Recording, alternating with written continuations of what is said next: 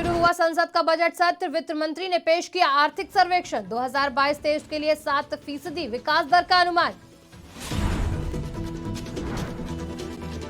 राष्ट्रपति के अभिभाषण में द्रौपदी मुर्मू ने गिनाई सरकार की उपलब्धियां, कहा आज की सरकार निडर है। बीआरएस और आप ने किया राष्ट्रपति के अभिभाषण का बहिष्कार, पहले दिन ही विपक्ष की मोर्चाबंदी। पेशावर ब्लास्ट में मृतकों का आंकड़ा पहुंचा 90, तहरीक तालिबान ने ली हमले की जिम्मेदारी। दुनिया के टॉप 10 अमीरों की लिस्ट से बाहर हुए अडानी, ब्लूमबर्ग इंडेक्स के 11वें स्थान पर पहुंचे। नमस्कार, स्वागत है आपका आज की खबर में। मैं हूं आपके साथ रागिनी सिंह। संसद के बजट सत्र की आज से शुरुआत हो चुकी है। राष्ट्रपति द्रौपदी मुर्मू के अभिभाषण के साथ इस सत्र की शुरुआत हुई। राष्ट्रपति ने लोकसभा और राज्यसभा दोनों सदनों को संबोधित किया। वित्त मंत्री निर्मला सीतारमण 1 फरवरी को अब आम बजट 2023 और 24 पेश करेंगी। बीते 8-9 वर्षों में भारत में लगभग हर महीने एक मेडिकल कॉलेज बना है। इस दौरान देश में हर दिन में 2 कॉलेज की स्थापना हुई है। हर सप्ताह एक यूनिवर्सिटी बनी है। सिर्फ 2 साल के भीतर भारत ने 220 करोड़ से ज्यादा वैक्सीन की डोज भी दी है। राष्ट्रपति द्रौपदी मुर्मू के अभिभाषण के बाद आर्थिक सर्वेक्षण की रिपोर्ट को जारी कर दिया गया है। आर्थिक सर्वे में वित्त वर्ष 2023 और 24 के लिए रियल जीडीपी ग्रोथ 6.6 से 6.8 रहने का अनुमान जताया गया है। वहीं नॉमिनल जीडीपी 11% रह सकती है। सर्वे में वित्त वर्ष 2023-24 के लिए जीडीपी ग्रोथ रेट 6.5% का अनुमान जताया गया है।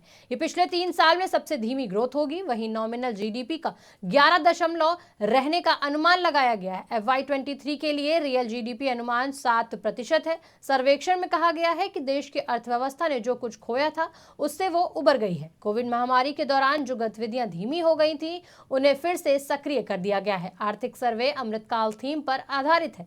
सर्वे में कहा गया कि कोविड-19 का खतरा कम होने से सप्लाई चेन में सुधार और मजबूत घरेलू डिमांड से ग्रोथ को सपोर्ट मिलेगा। जम्मू श्रीनगर राष्ट्रीय राजमार्ग लगातार दूसरे दिन भी वाहनों की आवाजाही के लिए बंद रहा।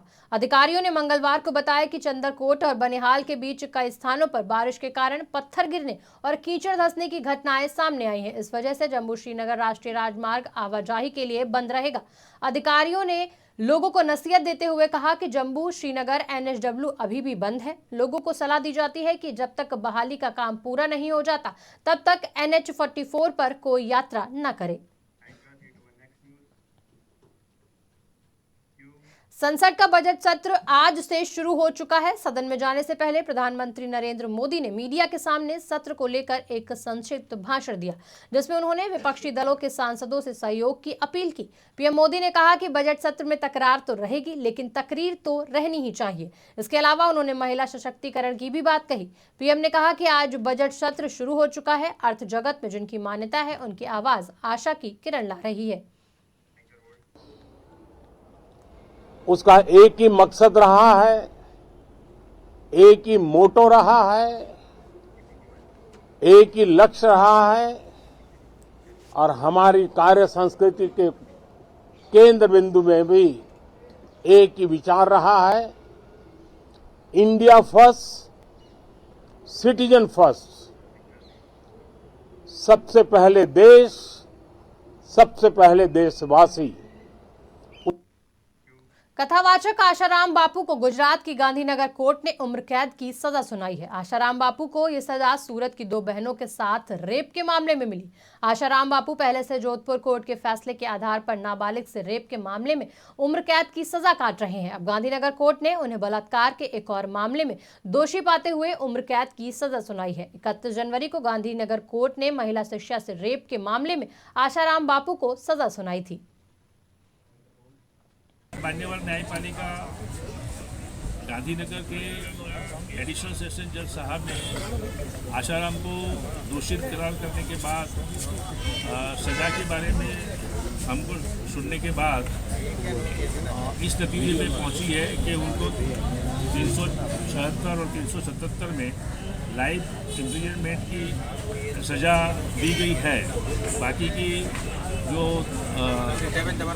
दूसरी सेक्शन थी उसमें माइनर पनिशमेंट दी है, लेकिन महत्व की बात यह है कि विक्टिम को 50,000 रुपये का मुआवजा दिए जाने का ऑर्डर दिया है।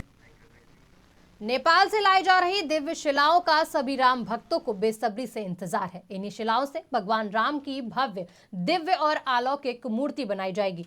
नेपाल से शुरू हुई शालिग्राम शिलाओं की यात्रा अभी भी जारी है, जो रामनगरी अयोध्या जाकर पूरी होगी। इससे पहले ये जहां जहां शिलाएं गुजर रही हैं, वहीं दर्शन के लिए लोग भारी भीड़ उमड़ रही है। आज ये शिला गोरखपुर पहुंची, जहां मुख्यमंत्री योगी आदित्यनाथ भव्य स्वागत करेंगे। आपको बता दें कि सीएम योगी आज 2 दिवसीय गोरखपुर दौरे पर पहुंचे हैं और शिलाओं का पूजन करेंगे। इसके बाद राज्य विश्वविद्यालय के ओपीडी का शुभारंभ करेंगे।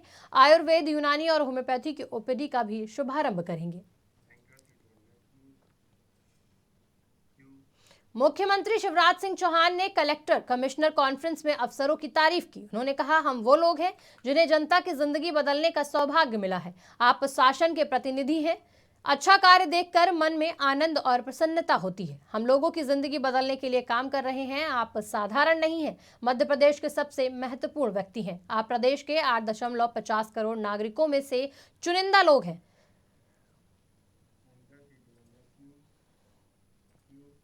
उत्तराखंड के सीएम पुष्कर सिंह धामी ने लखनऊ में सीएम योगी से मुलाकात की। सीएम आवास पर दोनों के बीच ये औपचारिक मुलाकात हुई, लेकिन इस दौरान कई मुद्दों पर चर्चा भी हुई। सीएम धामी ने बताया कि 1 अप्रैल से 4 धाम यात्रा शुरू हो रही है। धामी ने मुलाकात की तस्वीरें भी सोशल मीडिया पर शेयर की। तस्वीरों के साथ सीएम धामी ने लिखा, आज शेषवातर प्रभु श्री लक्ष्मण जी की नगरी लखनऊ पहुंचकर सीएम योगी से भेंट की। इस अवसर पर सतत विकास और जन कल्याण के दृष्टिगत दोनों राज्यों के पारस्परिक सहयोग से संबंधित विभिन्न विषयों पर चर्चा की गई। मध्य प्रदेश के सतना में फिर समर्थन मूल्य पर खरीदे गए गेहूं में मिलावट करते हुए वीडियो वायरल हो रहा है। मामला रामपुर बगलेन क्षेत्र के बांदा गांव का है, जहां साइलों में गेहूं का वजन बढ़ाने के लिए रेत और धूल मिलाई जा रही है। सोशल मीडिया पर वीडियो वायरल होने के बाद जिला प्रशासन में हड़कंप मच गया है। इससे पहले धान में रेत और मिट्टी मिलने का मामला सामने आ चुका है। दरअसल बांदा स्थित साइलों में समर्थन मूल्य पर गेहूं का भंडारण किया गया है। इस साइलों में पिछले 2 साल में समर्थन मूल्य पर खरीदा गया 7 लाख क्विंटल गेहूं का भंडारण है। अब देखना यह है कि सतना कलेक्ट्रेट साइलो बैंक प्रबंधन द्वारा किए गए ऐसे कृत्यों पर क्या कार्रवाई की जाती है। फिलहाल इस बुलेटिन में इतना ही। देश दुनिया की तमाम बड़ी खबरों के लिए देखते रहिए आज की खबर।